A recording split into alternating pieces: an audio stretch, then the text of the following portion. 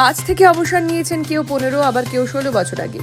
Gratuity টাকা এখনো অধরা রয়েছে রায়মাটাং চা বাগানের অবসরপ্রাপ্ত শ্রমিকদের জীবনে।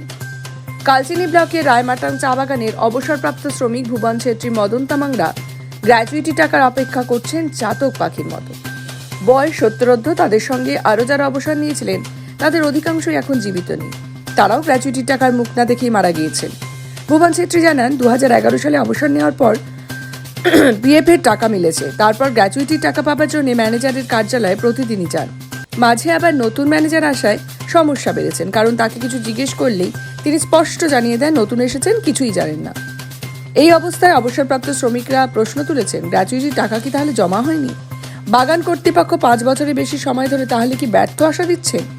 তাদের কবে মিলবে তাদের অধিকারের টাকা? প্রশ্ন তুলেছেন তারা।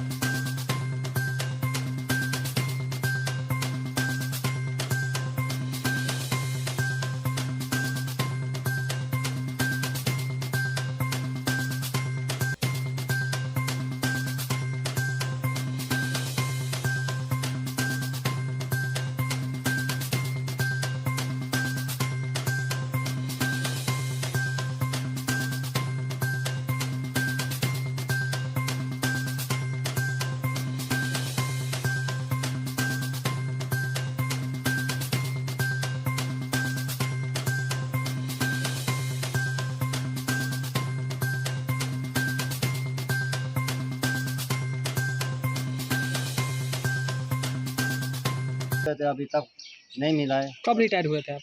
अब हम 2016 में रिटायर हुआ। ग्रेच्युटी नहीं मिला। नहीं मिला क्या? पीएफ मिला। पीएफ मिला है, लेकिन हम लोग का पूरा पीएफ पे नहीं मिला है। मालिक जमा नहीं किया था। तो आप लोग डिमांड नहीं करते देने के लिए? कितना बार गया ऑफिस में, क्या बोलते हैं? मैनेजर को बोला, मैनेजर हम तो नया आया, हमको कुछ मालूम नहीं बोले, ऐसे हम लोग का चक्कर काटते हैं। चक्कर काटता है।